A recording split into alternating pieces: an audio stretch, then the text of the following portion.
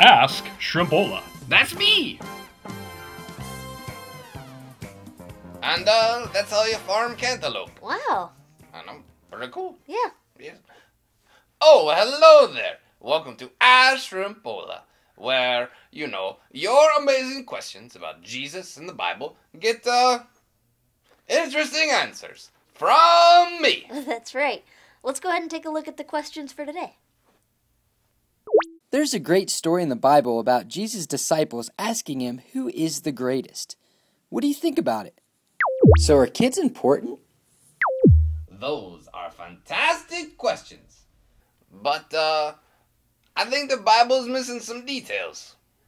Ooh, that's a pretty bold statement, Shrimpola. Why don't you tell me what you mean? Well, I think there are a lot of people that are the greatest. I mean, my buddy Jason is the greatest hot dog eater I have ever seen. And Kim, wow, she sure knows how to sneeze. And Deanne, she, Shrimpola, Jesus was talking about the person who's great in God's kingdom, which is different than the type of kingdom we normally think about. Oh, well, I do not know that person. What is, his or her name? Well, the greatest isn't a particular person. The greatest is a kind of person. Jesus told his disciples that people who behaved and have faith like little children are the greatest in God's kingdom. And Jesus wasn't saying that people had to try and get shorter or younger. He wanted people to understand that children are really good at trusting God and loving other people. And back in Jesus' time, people didn't think that children were all that important.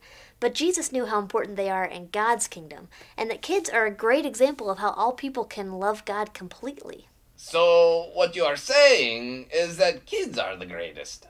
Well, kind of. I mean, there are things that kids do better than anybody else, like having completely pure faith and trust and love. The tough part is staying that way as we get older. Very interesting. Thanks for your questions.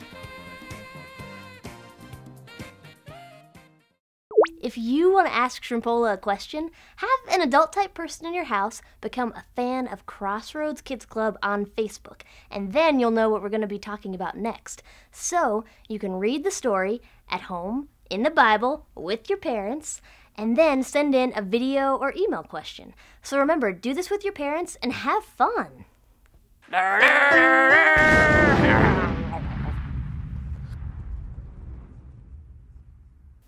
So, how can kids hold on to that faith, trust, and love? Well, asking Jesus for help is something that we can all do.